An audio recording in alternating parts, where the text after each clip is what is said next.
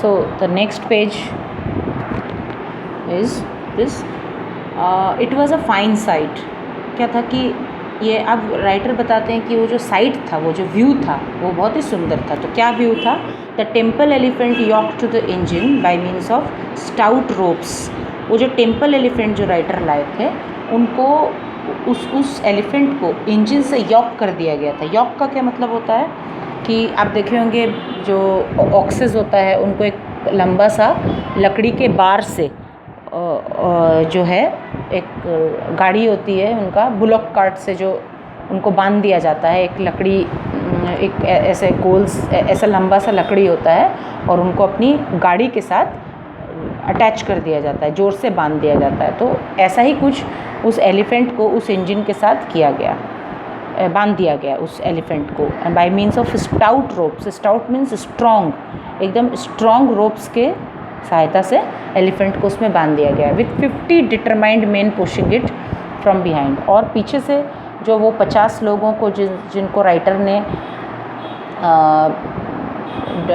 लाया था, हायर करके लाया था, वो पूरे डिटरमाइंड थे. यहाँ पर 50 डिटरमाइंड मैन का क्या मतलब हुआ?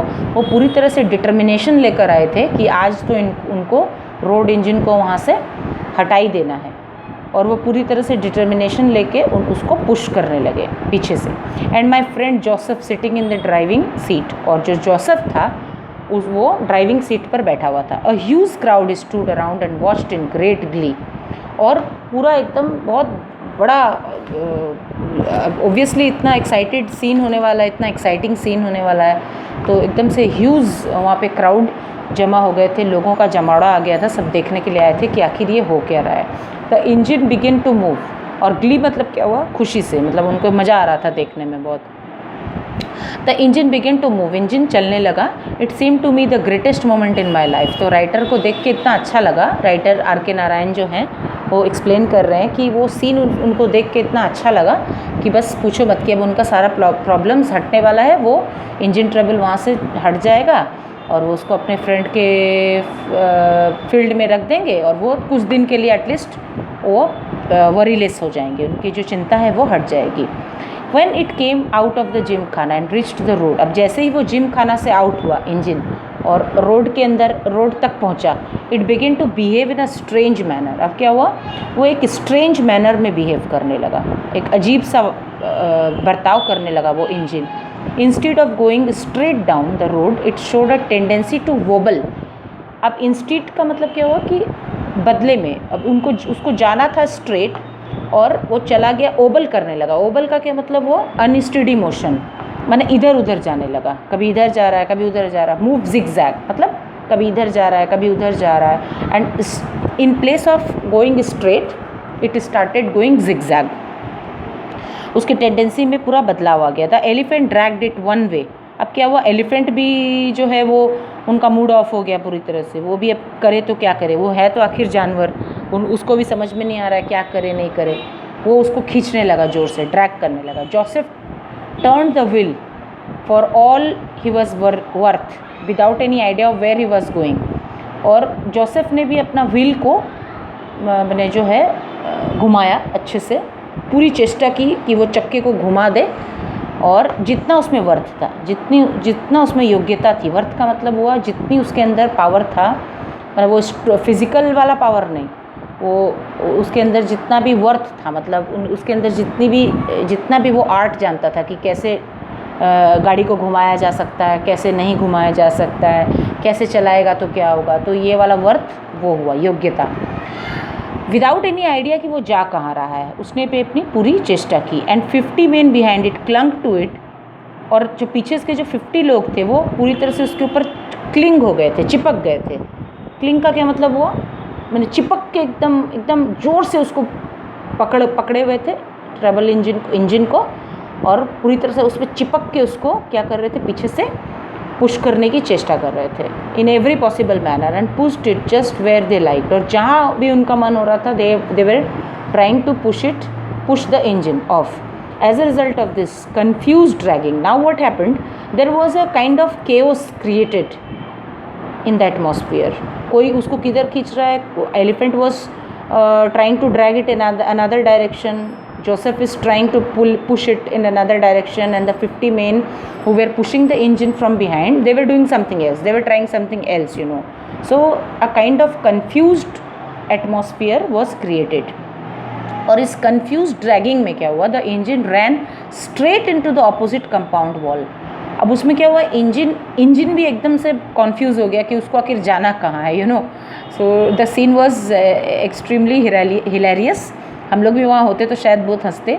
और अपोजिट कंपाउंड वॉल, वहाँ पे एक वॉल था, एक कंपाउंड बना हुआ था, और उसका वॉल में जाके वो टकरा गया. वो it rumped against the compound wall. Engine जो है रैम हो गया, घुस गया उसके अंदर जाके, and reduced a good length of it to the powder. और उस गुड लेंथ मतलब दीवार, अच्छी खासा दीवार की लंबाई को वो पूरे पाउडर में बदल दिया, मैंने पूरी चकनाचूर कर दिया. At this the crowd let out a joyous yell. अब क्या हुआ कि वहाँ जो क्राउड था, वहाँ जो भीड़ थी, उनको तो बहुत मज़ा आ रहा है देखने में भाई कि क्या हो क्या रहा है. हम लोग भी रहते तो देखते मज़ा से कि आखिर हो क्या रहा है. दूसरे के ट्रबल के बारे में थोड़ी ना कोई सोचता है. अब जो क्राउड है वो थोड़ी ना सोच रही कि राइटर कितने ट्रबल में होंगे उस टाइम पे. उन लोगों को तो मज़ा आ रहा है देखने में. जॉयस येल मतलब बहुत मज़े वाला चिल्लाना.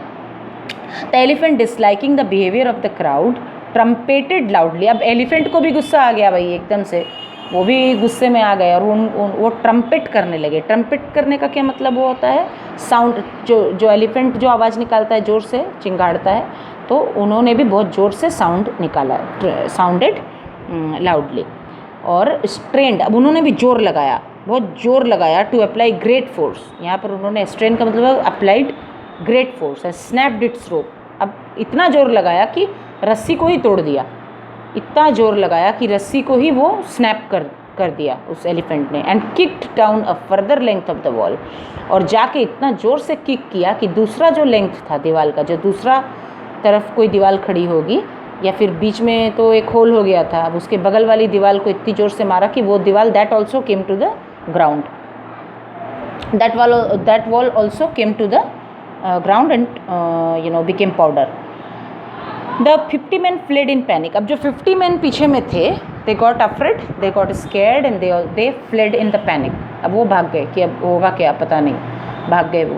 The crowd created a pandemonium. और जो क्राउड था वो पूरी तरह से पेंडेमोनियम क्रिएट कर दिया. पेंडेमोनियम मतलब केओस, आउटबस्ट हो जाना, इधर उधर भागने लगे सब, चिल्लाने लगा कोई, a kind of confused, fully confused atmosphere was created.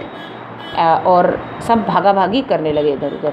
Someone slapped me in the face. अब कोई आया और एक ज़ोर से तमाचा मारा राइटर के मुंह के ऊपर.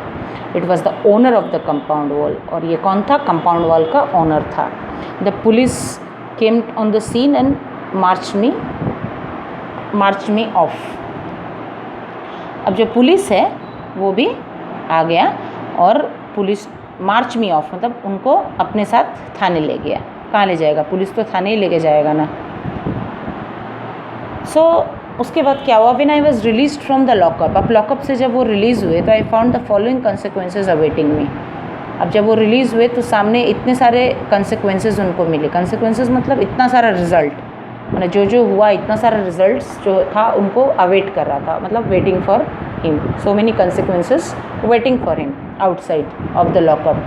Several yards of compound wall to be built by me. इतना जो कंपाउंड वॉल का जो इतना हानि हुआ था, नुकसान हुआ था, सो इसका जो ऑनर था वो उनके पीछे पड़ गया कि अब तुमको वॉल को बनवाना होगा.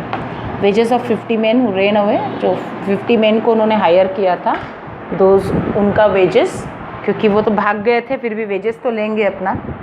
हालांकि उन्होंने काम नहीं किया, काम पूरा नहीं हुआ और गड़बड़ हो गया, लेकिन वेज तो वो अपना लेंगे क्योंकि वो हायर होके आए थे. तो they would not explain how they were entitled to wages when they had not done their work. अब वो एक्सप्लेन भी नहीं करेंगे अपना. They would not explain, they will not even explain कि why they should be given the wages, why they were entitled, मतलब उनको wage लेने का क्या हक है, why they were entitled to the wages, how they were supposed to take their wages when the fact was that they did not do their job. They ran away, the job was not completely done. Job was everything was messed up, job हुआ ही नहीं बल्कि सब उल्टा हो गया. फिर भी वो अपना जॉब, अपना वेजेस को लेंगे. जोसेफ्स फ़ी वो for steering the engine over the wall. अब वो जो जोसेफ वॉल के ऊपर जो इंजन चला दिया था उसके लिए भी वो पैसा लेगा। जोसेफ को जो काम दिया गया था वो तो वो किया नहीं, बल्कि जो वॉल टूटा लेकिन फिर भी जाके वो जोसेफ जो है वो पैसा तो अपना लेगा ही। Cost of medicine for treating the knee of the temple elephant. अब उसका जो एलिफेंट का जो नी में जो चोट लगी थी, जो घुटने में जो चोट लगी थी, उसके लिए भी मेडिसिन लगेगा, वो भी राइटर को देना था। Which had received some injuries while kicking down the wall. जब वो जो एलिफेंट है, यहाँ थोड़ा सा मतलब हंसी वाला सिचुएशन है कि राइटर चाहते क्या थे, मतलब उनको पैसा किस चीज़ के लिए देना था कि उनका इंजन ट्रबल जिम खाना से निकल जाए, and he became free of the engine trouble, engine, that road roller, and then he would pay all these money to the concerned persons. But what is happening here? His work was not done, everything got messed up, but even then he had to give money, even then he had to pay his fees, everything he had promised to give to the concerned persons. हो क्या रहा है, बल्कि जो चीज़ वो नहीं चाहते थे वो चीज़ भी हुआ, तो भी उनको उसके लिए भी पैसा देना पड़ रहा है। अब वो थोड़ी ना चाहते थे कि एलिफेंट जो है वो दीवार तोड़ दे, लेकिन दीवार तोड़ा और दीवार तोड़ने से जो उसको इंजरी हुई उसके लिए भी उन्हीं को पैसा देना पड़ रहा है। तो काइंड ऑफ आयरोनी हियर। तो you could be asked questions कि इस यहाँ पर जो सिचुएशन है उसकी आयरोनी को एक्सप्लेन करिए। तो आपको यही चीज़ बताना पड़ेगा कि चाहते क्या थे और हुआ क्या। आयरोनी का ये मतलब होता है कि होना कुछ और होता है और हो कुछ और जाता है। तो this is what irony is all about. So here again the temple authorities would not listen when I pointed out that I didn't engage an elephant to break a wall। और temple authorities जो है वो भी नहीं सुने, वो उनको बोला कि मैं थोड़ी ना एलिफेंट को एंगेज किया था वॉल को तोड़ने के लिए, मैं तो एलिफेंट को जिस काम के लिए एंगेज किया था वो काम तो हुआ ही नहीं। But they did not listen either, they also वो भी बोले कि नहीं, जो है पैसा हो तो उसको देना ही पड़ेगा। Last but not the least the demand to move engine out of the present station. अब सबसे बड़ी चीज़, स्टेशन से उस जिम खाना ग्राउंड से तो इंजन निकल चुका था, लेकिन वहाँ से निकल के वो रोड के ऊपर आ गया था ना, तो रोड के ऊपर तो इंजन नहीं रह सकता। It was more difficult, like it when the engine was in the gym खाना, इट वॉज उनको तो नोटिस मिल गया था कि 24 आवर्स के अंदर में उनको उसको निकालना है। लेकिन उससे भी ज़्यादा भयानक स्थिति तो अब है कि the road engine is now on the present station. मतलब जहाँ पर उसका जो स्टेशन कहाँ होता है, स्टेशन का क्या मतलब, जहाँ गाड़ियाँ खड़ी होती है, तो उसका प्रेजेंट स्टेशन क्या हो गया, रोड के ऊपर। तो it was more difficult for the writer to stand that situation when the engine was standing on the road. It was a dangerous, again a very dangerous situation for the writer, from which he was unable to come out. I really could not find any means of paying these bills. अब उनको समझ में नहीं आ रहा था कि कहाँ से वो इन सारे बिल्स को चुकाएंगे। उनको कोई मीन्स नहीं मिला, मीन्स मतलब कोई साधन, तरीका ही नहीं समझ में आ रहा था कि कहाँ से वो बिल्स चुकाएंगे। When I went home, my wife asked, जब घर गए तो उनकी वाइफ ने पूछा कि what is this I hear about you। अब वाइफ पूछ रही है कि भाई ये हो क्या रहा है जो मैं तुम्हारे बारे में सुन रही हूँ।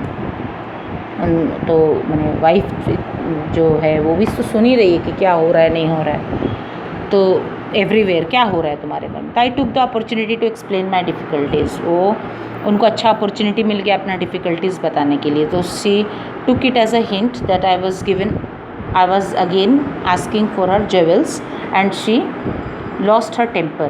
और अपने जैसे ही मैंने डिफ़िकल्टीज़ अपनी वाइफ के सामने में बताया, वो एकदम से समझ गई, हिंट मिल गया उसको कि हाँ अब लगता है कि ये मेरा ज्वेलरी के बारे में फिर से मुझसे ज्वेलरी की डिमांड करेंगे। तो वो अपना गुस्सा मैंने टेम्पर खो देती है। मतलब she started becoming angry and she started crying and she started threatening the writer that she would go to her father's house. वो अपने पिता को एक चिट्ठी लिखेगी and she would go to her father's house with him. I was at the wits end. मतलब अब जो राइटर का जो है पूरा विट ख़त्म हो चुका था। मैंने उनकी जो बुद्धि है वो काम करना बंद कर दी थी। विट्स एंड मतलब विट्स मतलब बुद्धि, विट। अब वो उनकी जो बुद्धि है वो पूरी ख़त्म में आ गई थी, ख़त्म होने वाली थी। People smiled at me when they met me in the street. सब पीपल उनके ऊपर हंसते थे, स्माइल करते थे जब स्ट्रीट में उनको वो मिला करते थे। I was seriously wondering why I should not run away to my village. अब वो सोचने लगे, वंडर करने लगे, सोच विचार करने लगे कि क्यों नहीं मैं अपने विलेज चला जाता हूँ, भाग जाता हूँ यहाँ से। I decided to encourage my wife to write to her father and arrange for her exit.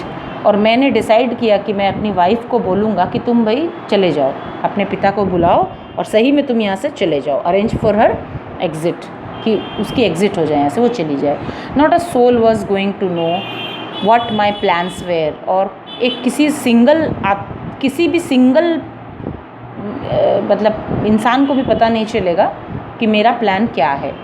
I was going to put off my creditors and disappear one fine night. वो अपने क्रेडिटर्स को पुट ऑफ करने का सोच रहे थे। Put off करना मतलब प्रोक्रेस्टिनेशन का मतलब होता है, प्रोक्रेस्टिनेट करना मैंने बाद में देना।